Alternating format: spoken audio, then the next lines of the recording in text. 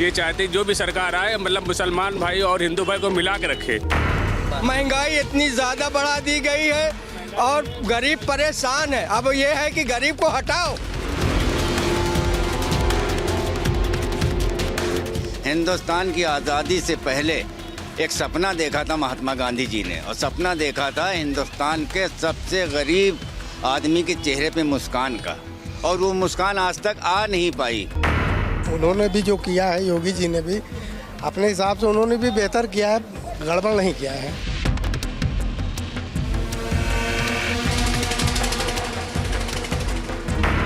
मुसलमान की स्थिति बहुत ख़राब है यहाँ पर। उनको शिक्षा सही नहीं मिल रही, उनको जो है रोज़गार नहीं मिल रहा है, बेरोज़गारी की मार दे रहे हैं। अगर हम एजिटेशन करते हैं तो लाठियाँ चलती हैं हमारे ऊपर।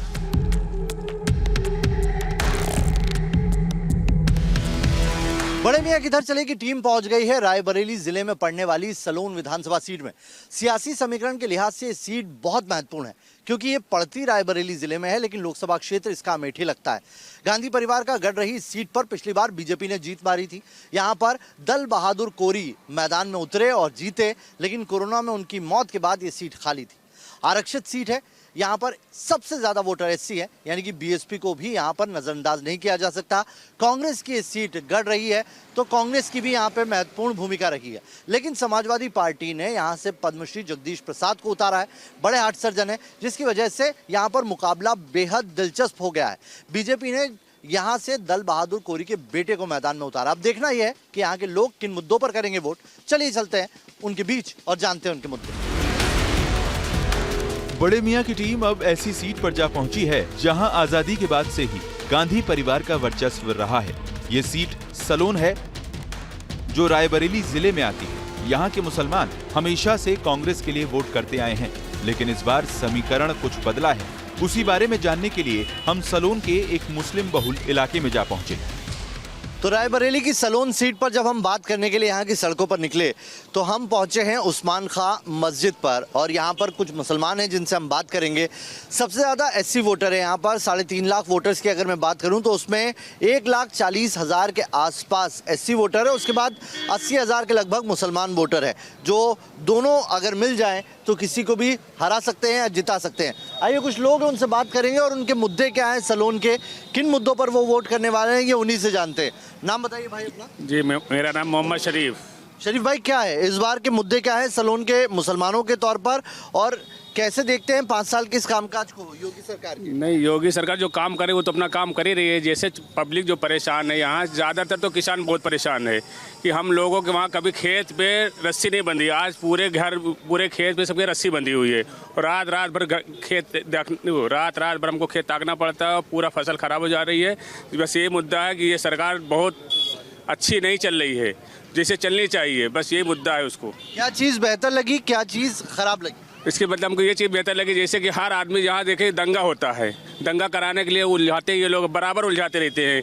कहीं ये हो गया, कहीं मुस्लिम विरोधी, कहीं हिंदू विरोधी, ये उसको हटाया कि जैसे कि बाबरी मस्जिद वाला मसला चल रहा था वो तो कोई तरीके से ख़त्म हो गया है। अब दूसरी चीज़ आ गई, जैसे अभी कर्नाटक में लड़की के लिए जय श्री राम अल्लाह अकबर ये सब हो रहा था।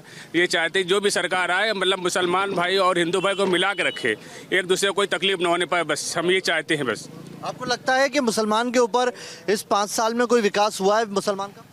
मेरे समझ से तो कोई मुसलमान का कोई विकास नहीं हुआ, मुसलमान का और नुकसान हुआ है। क्या नुकसान हुआ? नुकसान ये हुआ कि हर जगह लड़ाई झगड़ा, बहन बेटियां जो आज बाहर नहीं निकल रही हैं। याहिया साहब, ये बताइए कि क्या है इस बार यहाँ के सलोन के मुसलमान के, रायबरेली के मुसलमान के मुद्दे क्या हैं? हम चाहते हैं कि जात पात वाला भेदभाव खत्म हो जाए। जात पात का भेदभाव है?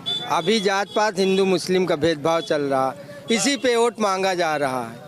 हम चाहते हैं कि हिंदू मुस्लिम में नाइतफाकी न पैदा करें। अच्छा, तो 5 साल में आपको लग रहा है नाइतफाकी पैदा हो गई? बहुत नाइतफाकी, यहाँ तक के हम लोग साथ में खाते पीते थे और साथ में बैठते थे।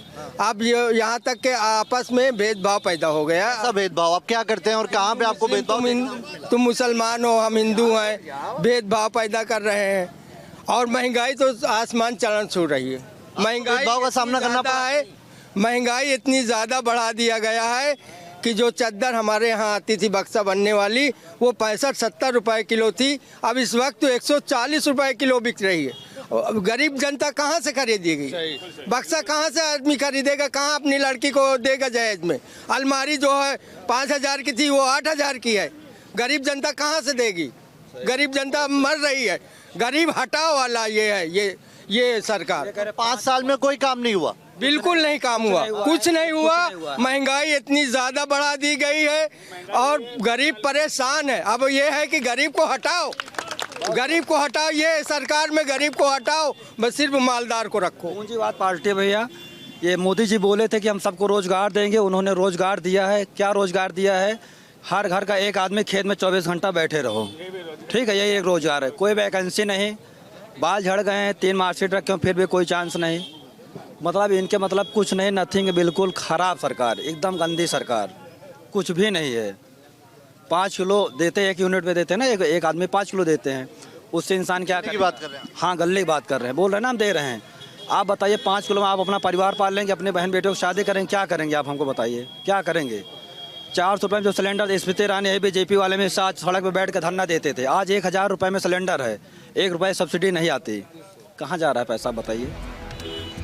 खास बात यह कि मुसलमान खुद को असुरक्षित महसूस कर रहा है। उसका कहना है कि कांग्रेस को वोट देकर भी मुसलमानों का विकास नहीं हुआ। हर सरकार में मुसलमानों के हिस्से में सिर्फ जुमलेबाजी ही आई। ये हिंदू मुसलमान का मैटर ही नहीं है। हिंदुस्तान की राजनीति की बात करते हैं तो हमारा हिंदू मुसलमान से कोई मतलब नहीं। हम एक देश के वासी हैं। हिंदुस्तान की आज़ादी से पहले एक सपना देखा था महात्मा गांधी जी ने, और सपना देखा था हिंदुस्तान के सबसे गरीब आदमी के चेहरे पे मुस्कान का, और वो मुस्कान आज तक आ नहीं पाई।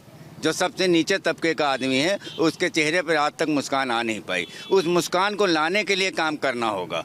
इस तरीके से हिंदू मुसलमान क्या है, हमारा मज़हब अलग है, हमारा भाईचारा अलग है। हम दूसरे अपने धर्म को हम कट्टरता के साथ में मानते हैं, पर हम दूसरे के धर्म का भी सम्मान करते हैं। इस तरीके की राजनीति हिंदुस्तान के अंदर होनी चाहिए। वोटिंग होगी बेरोजगारी के मुद्दे पर, गरीब के मुद्दे पर, और आज एक और नया, ये 5 साल से जब से योगी सरकार आई है तब से हमारा किसान बहुत ज़्यादा परेशान है आवारा जानवर की वजह से। क्योंकि वो जितना कमाता है उतना उसका जानवर चर जाते हैं, जानवर पे कोई रोक नहीं लग पाई। इस वजह से गरीबी दर और बढ़ती चली गई और बढ़ती चली जा रही। इसके रोक के लिए कोई इंतजाम सरकार की तरफ से नहीं हो पाया। आज एक डर का माहौल है। डर का माहौल में ये है कि मुसलमान मतलब डरा हुआ है। मुसलमान डरा हुआ है बहुत सी जगहों पे। अब यहाँ मतलब ये बीजेपी की गुंडागर्दी बहुत सी जगह पर है, जो डरा के वोटरों को क्या नाम है अपनी फेवर में करते हैं। तो बहुत सारी समस्या है बस। लेकिन सलोन विधानसभा क्षेत्र में मेरे हिसाब से एम्प्लॉयमेंट और शिक्षा, तो एम्प्लॉयमेंट, शिक्षा और इसी पे वोट होगा या वो 80-20? हम युवा हैं तो हमारी सोच यही है कि यहाँ पे कुछ बहुत पहले वेस्पा कंपनी थी, स्कूटर की चालू थी, तो बहुत सारे रोज़गार थे, बट अभी वो बंद हो चुकी है। कुछ भी कारण रहा होगा उसका। तो अभी तो फ़िलहाल यहाँ पे एक मतलब अगर सपा की सरकार बनती है तो हो सकता है मेरे हिसाब से कि यहाँ पे कुछ एम्प्लॉयमेंट वगैरह बढ़े, कुछ कंपनियाँ वगैरह लगें। जी बिल्कुल, रोज़गार मुद्दा है और किसान बहुत परेशान है हमारे यहाँ जानवरों से, छुट्टा जानवरों से।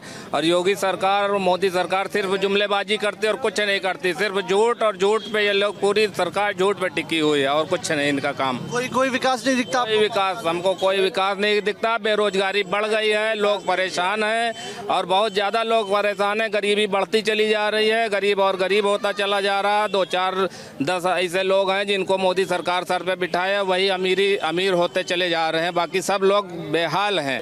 मुसलमान की स्थिति बहुत ख़राब है यहाँ पर।